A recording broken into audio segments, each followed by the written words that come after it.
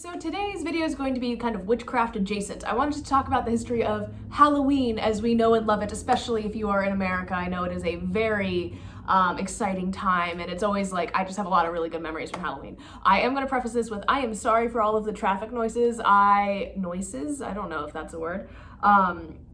I tried picking a time where they were going to be like, there was going to be less traffic, and then I guess everyone and their mother decided to drive an 18-wheeler today. So I do apologize. I live in a historic house. It is what it is. I'm hoping I can project and use a little bit of my theater background, though I never really acted, but some of that to like get my point across. So don't worry, now that I have like all the support on Patreon, and I actually this is kind of like a weird hurrah. Hit the payout threshold, like the $100 AdSense payout threshold earlier this month.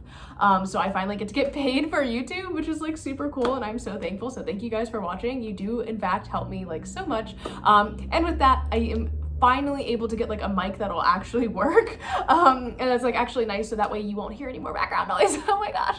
I know it's been a whole year, but life's crazy. But I digress. Today we are going to be talking about Halloween. Yes, so humans have been acknowledging and venerating the dead for millennia, ever since we kind of became a society of human beings. And I think that we see the acknowledgement of death in other animals, specifically elephants. That's a really common one. But humans have been doing that for millennia, just acknowledging death, grieving, etc. So like we talked about with our Samhain video, the Celts and ancient peoples of Western Europe celebrated a festival that was all about venerating the dead and kind of ushering in the beginning of winter. Specifically in Ireland, this is called Samhain, which is a practice that a lot of modern witches do observe and celebrate. And this festival occurred on October 31st. So Samhain is, like I said, not a god, a monster, or a person. It was actually the name of the festival. So there was not a deity named Samhain. That's not a thing. I've seen people talking about that. That's not right. Now, in modern neo-pagans do sometimes celebrate Samhain instead of Halloween. I like to do both because I love Halloween. I'm just a spooky bitch, so I love it. I love all the imagery. I love a lot of that stuff, but a lot of the imagery that we do use today for Halloween actually comes from pagan roots that I think are really interesting. So that's kind of why I'm making this video today. But like I said, Samhain celebrates the beginning of winter. It is Irish, specifically Irish for summer's end, and little is known about the actual celebrations in detail, when it was actually happening, and being performed by the ancient Celts, because they did not write anything down. They were a verbal society, or they had oral tradition or oral history, meaning that they told stories, and they didn't really write things down until hundreds of years later. So these practices went on for hundreds of years, but it wasn't until the Christian monks who were kind of colonizing and converting Western Europe, Ireland, all of the Isles, the British Isles, I suppose, it wasn't until they came in contact with all of these cool traditions that they started writing them down. And the accounts that we do have, of course, are Christianized. So it may not be an accurate account of what actually happened. So everything that I'm going to say about Samhain and anything that you read about Samhain is what we can deduce from those manuscripts, but unless you get a time machine, unfortunately there's not a whole lot to know exactly what happened. But I think the mystery behind that is kind of interesting, and I think that even if we are celebrating traditions from hundreds of years ago versus thousands of years ago, I mean, it's still a really long time ago. If you think about 1066, that's almost 1,000 years ago. That's really crazy. And these are from prior to that. So these accounts are over 1,000 years old. I still think they're pretty ancient, but maybe not as ancient as the pre-Christian Celts. Does that make sense? I think I'm ranting a little bit. I'm sorry. So during Samhain, there was a huge celebration. Cattle were slaughtered because they kept better in the cold. So if you know anything about Irish mythology, cattle are a very important thing to their economy and to their culture. So I definitely recommend reading the Cattle Raids of Cooley if you want to learn a little bit more about that. So the cattle were slaughtered, there was horse racing, drinking, big festivals. It's kind of the quintessential fall festival. So periods of seasonal transition were very, very important to the Celts. If you go back to our Samhain video, we talked about the kind of similarities to Beltane when it comes to how people, perceived Samhain, being that the veil is thin and that spirits could come into our world. The barriers between this world that we're currently in and the other world were thin. either pass over into the other world, or the dead or maybe negative spirits are able to come over to our side and cause havoc, or perhaps visit and stuff like that. So it wasn't always all bad. There were some common tactics used by the ancient Celts to keep away these kind of malevolent spirits that they didn't want messing with them on Samhain night. Bonfires were lit in order to kind of keep them away. The fire was meant to mimic the light of the sun, excuse me. They were also used for animal sacrifices and crop sacrifices as a thanks to the land spirits for a good harvest. Bonfires are also likely used in divinatory rituals, which is cool because that's a practice that kind of carries over to today, where we see a really heavy importance on divination, tarot reading, pendulum reading, and ancestor communication around this time with modern witches. The things that were done to keep away any perhaps malevolent spirits were to leave out food offerings, which we kind of see today as well. And also, in a more non-witchy thing, frightening costumes were made out of animal skins in order to scare away malevolent spirits. So we see that with trick-or-treating, with dressing up as something that is not your normal self. In the 4th century AD, Constantine, the Emperor of Rome, adopted Christianity, and this religion eventually branched out and spread to places like Ireland and the British Isles and Western Europe through colonization efforts by the Romans and by Christians, because the Romans at that point were Christian if the emperor said so. So there was that. So in their efforts to colonize and convert people to Christianity, early Christians actually found it was easier to convert people when their holidays remained intact. So there were a lot of compromises in Christian, tradition and holidays that incorporated a lot of pagan stuff. A lot of pagan traditions were either Christianized or secularized as not to contradict the church, but we see this a lot not only in Halloween or Samhain, we also see this in Easter and Christmas. So if you haven't seen my Ostara video, definitely check that out, and I will be talking about this at Yule as well. It's kind of hard to tell which exact traditions were replaced by Christianity or which came from early Christianity versus the late Middle Ages, because there was kind of a revival of a lot of stuff. So it is a little bit difficult to kind of separate those two, but there is a lot of things that were overlapped or adopted by Christians that were pagan traditions. So as an example of this, I wanted to talk about All Saints Day. So All Saints Day is actually celebrated on November 1st, which is the day after Samhain, which is the 31st of October, and that is when the Celts would celebrate that holiday.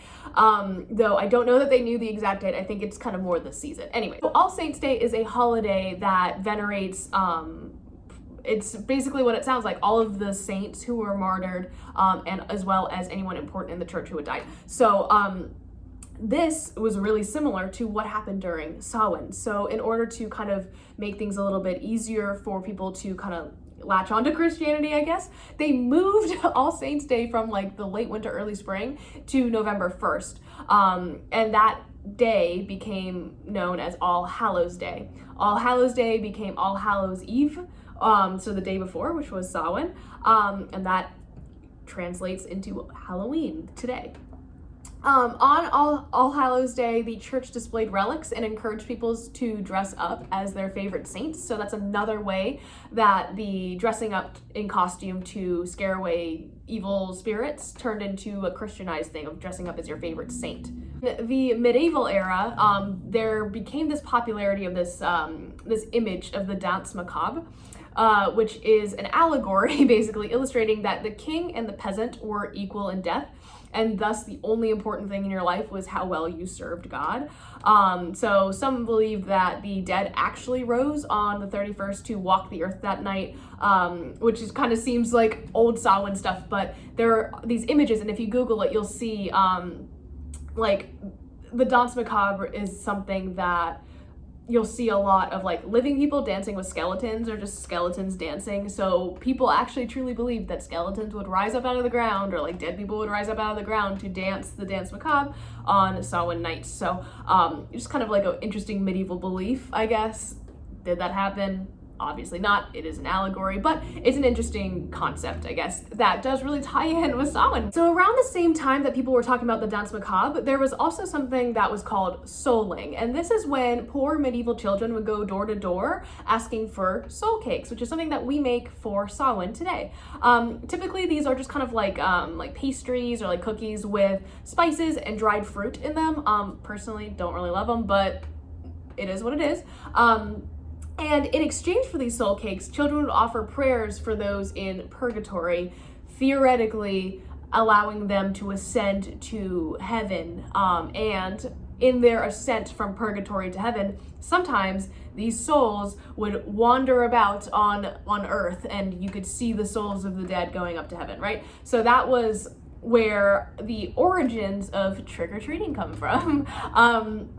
Children would carry lanterns made out of hollowed turnips, and candles were also lit in memory of the dead. So in the medieval times, there were three big things. You have the turnip lanterns, the danse macabre, and then souling, which is the initial practice of trick-or-treating, which is cool. Okay, so in the 16th century, the church basically splintered into Catholics and Protestants. So there is a lot of different interpretation as to how All Hallows Mass or All Hallows Eve or Halloween, Samhain, whatever, was supposed to be acknowledged and celebrated. As Christianity comes to the New World, even into America, or I guess America, the colonies, whatever, the New World, many denominations there were a ton of different denominations of Christianity, of Protestantism. For example, Puritans did not celebrate any holidays, so they just didn't believe in doing all of that stuff, whereas Catholics and Anglicans did. And all of these European settlers started coming over to the colonies.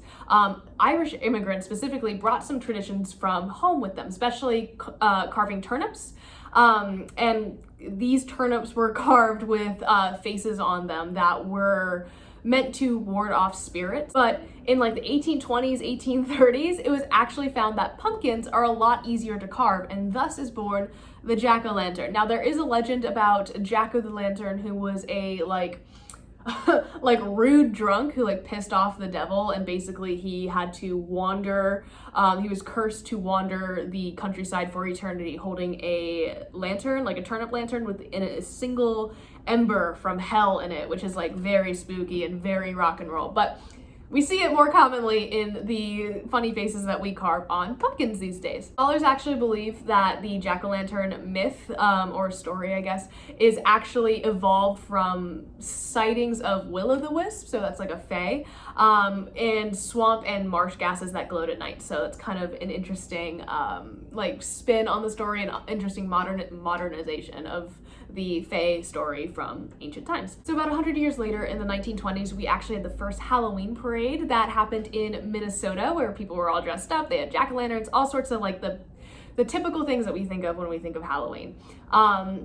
Following that, trick-or-treating kind of became really popular in the 1930s, especially in America. So around this time, they had something called Mischief Night or Devil's Night, which happened on the 30th, so the day before Halloween. And eventually, like, this was supposed to be like a cool outlet, I guess, for like children to be like mischievous and play pranks. And then it got like super out of control, as it always does when you let children run rampant in the streets, I suppose. But communities actually like came together and started to redirect that like, I don't know, teen angst or like childish energy into positive activities with candy as a gift. So that's kind of where we start to see trick-or-treating. So we had Halloween party, that modern guise of handing out candy. We also see the evolution of the modern Halloween party. So if you guys are having Halloween parties, you can thank the ancient Celts, duh.